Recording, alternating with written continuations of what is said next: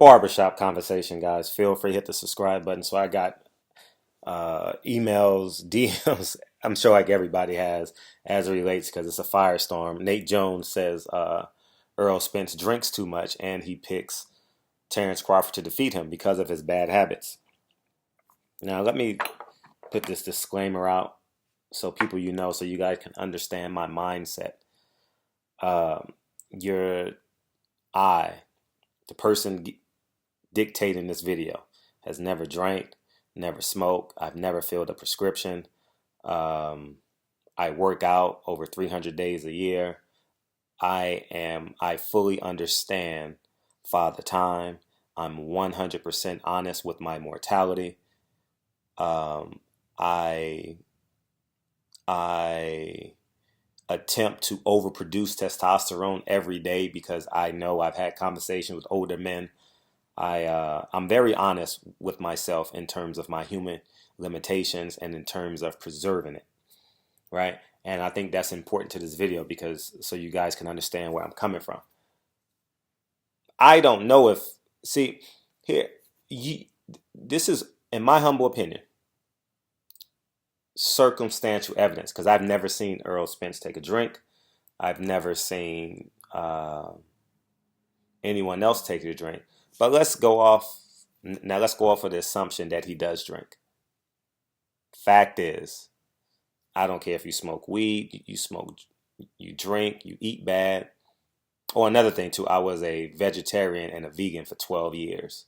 I'm not that now, but so if you smoke, you drink, you eat fatty foods, high cholesterol, high salt, high sugar, it will halt your growth. It will halt your ability to stay at the apex for an extended period of time. I've never partied with Errol Spence. I've never partied with any professional fighters, professional anything. And I'll give you an example of so you understand. I've partied with Kevin Durant. I've seen Kevin Durant spend $20,000 on a table and not take a drink. I've gone out with Floyd Mayweather, and I've never seen him take a drink. I've gone out with other fighters, not gone out with them per se, but like been in the same party event with them and seen them fake drink. I've seen them. So I've seen them actually drink. So I've gone across the whole gamut, right? And I can't speak on if he's an alcoholic. I don't 1000% don't believe Errol Spence is an alcoholic. I do know that he's 28. He's rich. He's successful. He's popular. Excuse me. He's a top 10 fighter in the world, depending on how you rate your fighters. And so I would lean on the fact that he parties. He does. You see it on his Instagram. He hosts a lot of parties. I've never been at an event where he's hosted. But I would lean on the fact that he's 28, and I'm sure he's hung out and done what 28-year-olds do. I can't speak on him being an alcoholic, but I would lean on the fact that he partied. He's probably partied. He probably had a drink or two. Like I would say at least 70% of 28-year-olds. I'll say this. I don't care if it's 1 drink, 2 drinks, 3 drinks, 4 drinks. If you put poison in your body, you put poison out. That's it. It's no way ifs, ands, or buts about it. You understand? You put bad food in, you get high blood pressure. You lower your testosterone count. You get cholesterol. You get your leg amputated. You understand what I'm saying? High blood pressure. All these things come into play, right? And I'm just a huge advocate of doing whatever you have to do to preserve yourself, to extend the apex of your life. And those moments, like people say, oh man, 35 to 40 was the best years of my life. Well, I want it to be in my head. I want it to be 35 to 65. You understand where I'm coming from? So that's what I'm on a mission every day. You guys see it on my channel every day. I get up at 4. I'm out of the house by 4:30 every morning running 4 miles. You understand? And as soon as I stop the 4 miles, I get in my Honda and I go to Planet Fitness and I work out. Then I take my kids to school, take Lincoln to school, wake Kennedy up, and then I go to the boxing gym. That's my routine, pretty much 10 to 15 days a month. And sometimes it's edited based off of what I have to do that day. But I'm getting in at least one workout a day. Um, you understand? So I'm just a huge advocate of preserving your body. I don't believe in, well, maybe I'll do it a little bit. It won't hurt that bad. That's just what I believe. Floyd Mayweather made $1 billion. And according to him, how did this come on? And according to him, I've never seen it, so I have to go off his word. He's never drank, he's never smoked. So, and he's earned $1 billion and he's fighting into his 40s. So, um, so at the end of the day, you see the proof is in the pudding. You understand what I'm saying? So there are plenty other examples. Kobe Bryant said he's never drank, he's never smoked, and we see how successful he was in his career. You understand? I know his body began to break down, but the man put in 20 years. You understand? I believe Kareem Abdul-Jabbar is the same type of way. If I'm not mistaken, I don't know. I'm guesstimating with Kareem Abdul-Jabbar, but I know Kobe Bryant had the same mindset I had in terms of you put poison in, you get poison out. So uh, that's just what I believe. You understand? You read 20 books a year, your mind continues to work. You don't read, you watch every reality show on TV, you put poison in your brain, that's what you get. You function on low frequencies. You understand? I believe in optimal. I want to be optimal. I want to function at a high level. Um, it's just what I believe, man. And um, I can't speak to the fact of if Errol Spence drink or not. I'm just guesstimating what 28-year-olds do. They drink, they party, they hang out. He's rich. He can buy a table any day of the week he wants. You understand? So he has access to stuff that I didn't have access to at 28. You understand? He has a lifestyle that 95, 96, 97% of us will never ever live. You understand? So I can't speak to that. I can't speak to him drinking. I'm just saying if he does what typical 28-year-olds do, then that's what it is. You understand? But I've never seen him put his lip to a cup. You understand? So I've I've made assumptions and saying, but I'm very keen on making assumptions, especially as it relates to not there being no evidence. So you can make assumptions based off of his behavior. You understand? Maybe he had a drink or two. You understand where I'm coming from, but I've never actually seen it. So, but I will say this. He's an elite talent. He has the world in the palm of his hands. And we've seen it so many times in basketball and football about all these elite athletes doing coke. Len Bias comes immediately to my head. You know, he was supposed to be he was supposed to be after Michael Jordan. Didn't play his first NBA game. His heart exploded because of cocaine. You understand? Or stopped, however you perceive it. Uh, Richard Dumas could have been a 20-point scorer in the NBA for years and years and years and years. John Lucas, you understand, who derailed his career because of drugs and alcohol. You understand what I'm saying? So there's so many great examples. If we walk down the street, I grew up in urban America. So if you walk down the street, or if you know high school and college players, and you're like, man, this is a can't miss kid. You understand? Next thing you know, you see him at a local event. And you're like, man, what happened? How come he didn't make it? He'll probably tell you drugs and alcohol played a huge part of it. You understand? I did a documentary on Freeman Williams. He's the second all-time leading scorer in college basketball history. I repeat, the second all-time leading scorer in college basketball history behind Pistol Pete Maravich. Drugs and alcohol played a toll in his career. You understand? He was a top 10 pick by the Boston Celtics. You understand what I'm saying? So he would have been playing with Larry Bird. He was on the same world team with Larry. He was in between. They didn't have the Olympics, so he made the world team, the world game. Remember the world games? I'm unsure if they still have those. The Goodwill games. Remember that? So at the end of the day, you put poison in, you get poison out. I'm real absolute in my life. Like I try and eliminate gray area. It's either black or white. I'm very pragmatic. So that's just my stance on drugs and alcohol. So this is an extreme stance according to America because 8 out of 10 people probably will have a drink or two or three. You understand? 80% of people, I'm guesstimating just based off of what I see every day in my life, will smoke a blunt. You understand? Will eat 2 cheeseburgers. You understand? I mean, one is enough, but then you go eat two. So I'm talking about 80% of the things that I see with my eyes. So that's just what I that's just what I believe.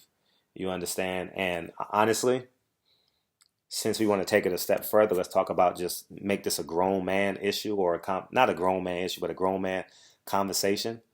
I'm seeing the results of my hard work and my commitment to my body, my commitment to my mortality, my commitment to extending my lifeline. Now I'm 41 years old now, and if I compare myself to media members, you understand, since this is a boxing channel, there's no comparison.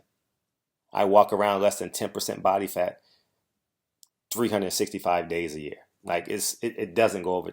You understand what I'm saying? So that means there's blood circulate, my mindset, and I'm talking about work ethic. I'm not talking about talents. Yeah, people are better media members than me, but I can get 10, 13, 14, 15, 16 interviews every day because I'm not fatigued. I've I've put my body in position to be successful for 16 hours a day. You understand? Like you look to the side and you see a overweight person just sweating, standing still. I'm like, huh? How does that happen? I don't sweat standing still. You understand what I'm saying? Like you understand? Like it doesn't happen to me. So at the end of the day, or an overweight woman, male or female, you understand what I'm saying? So I can get into tight places. I'm 5'7", 160 pounds. You understand? So, and I've never gone over 170 in my life. So, I just believe that the discipline of being honest with your mortality is key. You understand? So, that's just what I believe, man. And as I was saying, like I'm 41 and I see me getting distance and distance and distance every year. Like when you see Kobe Bryant did a great interview. He says the average NBA player, I'm gonna just paraphrase, will work out twice a day. But if I get up at 4 a.m. every day, I can work out 4 times a day. And if you do that for 10 years, there's no way that person can catch up. And equate that to having positive habits. If I work out for over 300 days a year, right? And I don't drink, I don't smoke, I've never filled a prescription. And Dre is a doctor. So you know the conversations we have. I believe in Dr. CB. So you guys just think about the conversations that Dre and I have. I helped put her through med school, and she would never even say, you want to take this aspirin. She would never tell me that.